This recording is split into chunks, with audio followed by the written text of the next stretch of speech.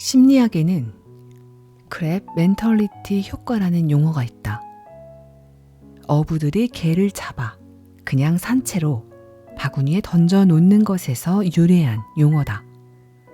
개들은 사실 바구니에서 쉽게 기어올라 탈출할 수 있다. 높이 기어오른 동료를 다른 개들이 다시 아래로 끌어내리지만 않는다면 말이다. 당신은 여기서 선택할 수 있다.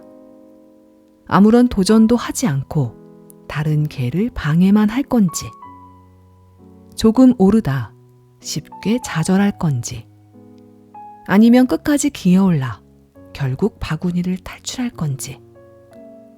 당신이 지금까지 어떤 개였든 앞으로는 더 나은 꿈을 꾸길 바라며 이 책을 썼다. 조이부 카페에 오신 것을 환영합니다. 오늘은 인간의 품격을 결정하는 7가지 자본, 아비투스란 책을 가지고 왔습니다. 도리스 메르튼 지음, 배명자 옮김, 다산 북스에서 펴냈습니다. 2장, 심리 자본, 어떻게 생각하고 어디까지 상상하는가. 어떤 아비투스도 돌에 새겨지지 않았다. 학습한 것을 끈질기게 고집하지 않는 한, 그리고 늘 하던 대로 하는 것 말고는 아무것도 상상할 수 없는 경우가 아니라면 말이다. 미국의 심리학자 캐럴 드웩은 한계를 긋는 태도를 고정 마인드셋이라고 불렀다.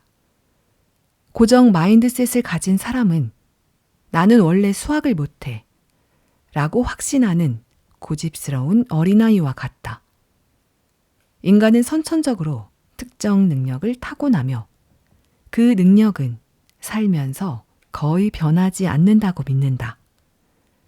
오늘 무엇을 하든 상관없이 내일도 오늘과 똑같은 사람으로 살 거라고 믿는 것이다. 나는 언어 재능을 타고났고 손재주가 없고 휴가지로는 코르키카 섬이 가장 아름답다고 생각한다. 이런 보수적인 태도는 모든 계급에 다 있다. 고정 마인드셋에는 장점이 있다. 심리학자 가나자와 사토시의 연구에 따르면 가정에서 배운 틀을 고집스럽게 유지하는 사람들은 새로운 길을 과감하게 가는 사람들보다 평균적으로 IQ가 약간 낮다. 그 대신 더 만족스럽게 살고 가족과 친구를 더 많이 돌보고 더 많이 번다. 오스트리아 기자 에리 코키나의 말처럼 모두의 말괄량이 삐삐일 필요는 없다. 아니카와 토미도 삐삐만큼 중요하다. 아니카들이 계속해서 현상 유지를 해줘야 삐삐도 있을 수 있다. 최정상 리그에서는 고정 마인드셋을 가진 사람이 환영받는다. 전통과 관습이 소유를 보존하는 안전한 길이기 때문이다. 그러나 우선 위로 올라가야 한다면 상승 기류를 형성하는 성장 마인드셋이 필요하다. 특히 젊은 세대는 학습, 자기 최적화, 한계 극복을 중시한다. 그들의 자아상은 자신의 성장 가능성을 바탕으로 한다. 관대함이 품위와 부를 끌어당긴다. 상류층은 보통 칭찬을 바라지 않는다고 한다. 어차피 그들에겐 고급 취향과 탁월한 성과가 당연한 일이기 때문이다. 최정상에 있는 누군가를 칭찬하는 사람은 이 논리에 따르면 사람 대하는 법을 제대로 모른다고 자백하는 셈이다. 그렇다면 위로 도약할 때는 최대한 감탄을 감추는 게 낫다는 말일까?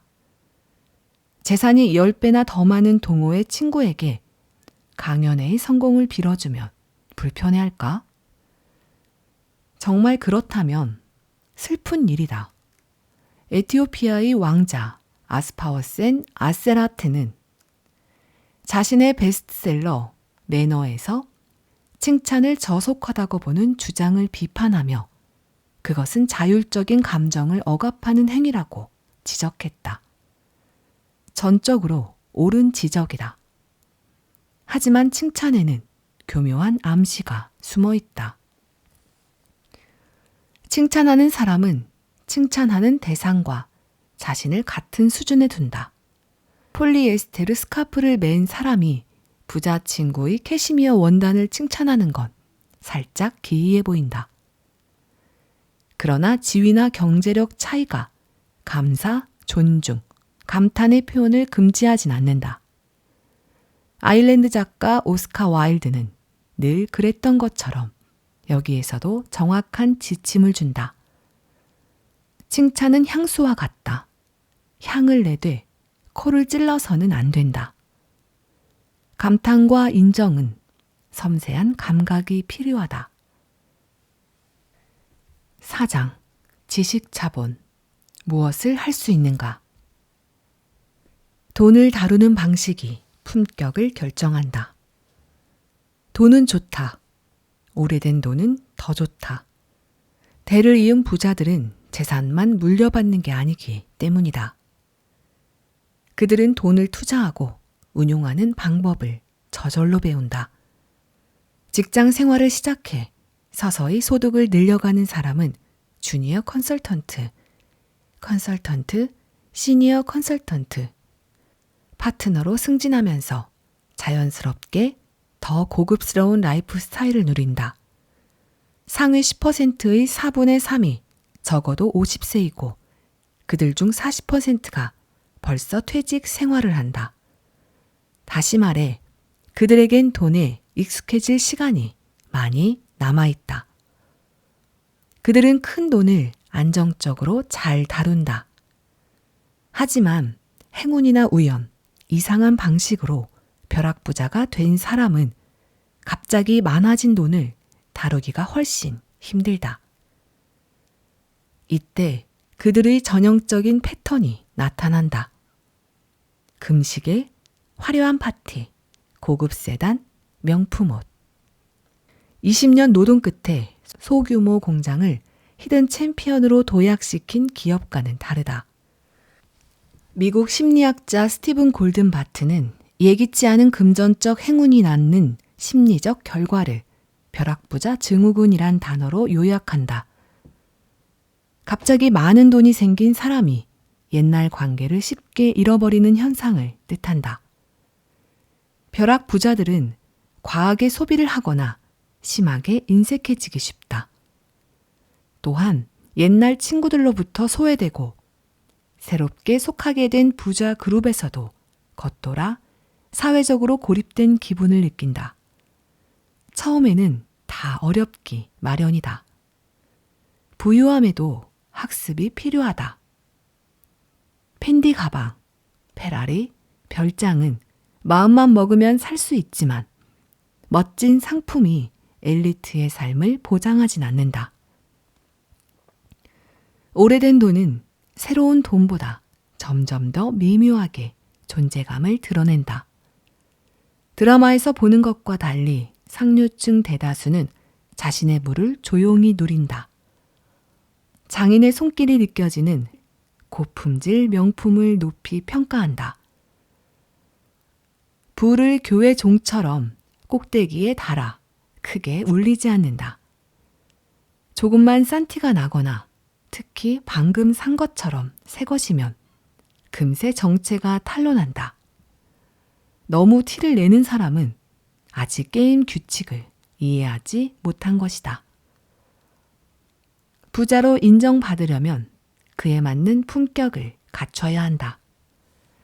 재산 총액보다 그걸 다루는 방식이 훨씬 중요하다. 얼마나 넓고 깊은 안목으로 자산을 투자하고 격에 맞게 소비하느냐가 중요하다. 모두가 이 두 가지를 갖춘 건 아니다. 전문가의 조사에 따르면 로또 당첨자의 80%는 2년 뒤면 원점으로 돌아가거나 심지어 더 가난해진다.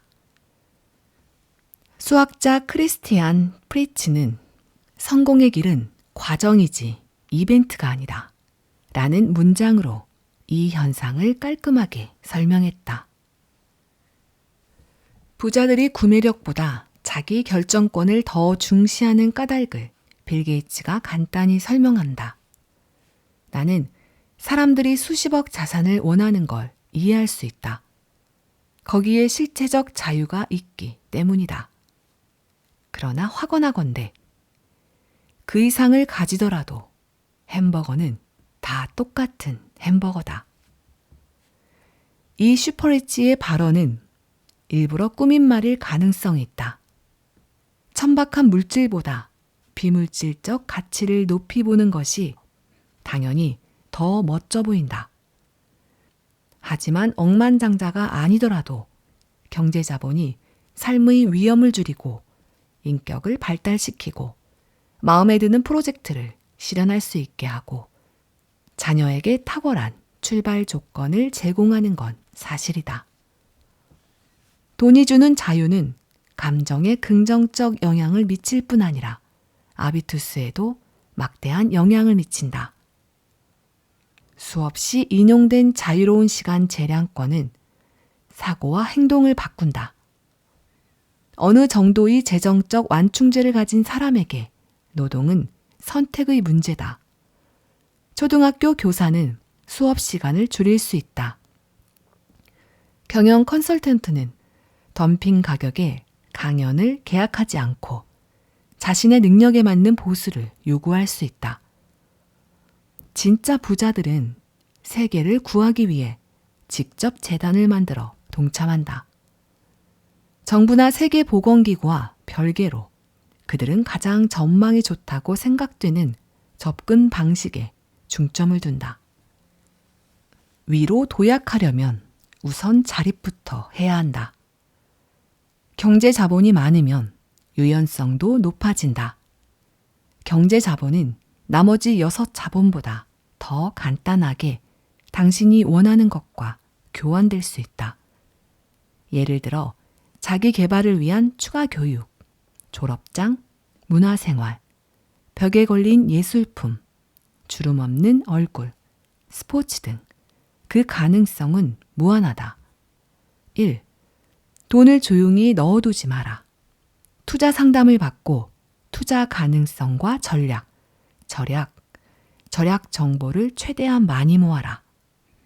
저축과 그 이자에만 의존하는 사람은 높은 수익의 기회를 놓친다.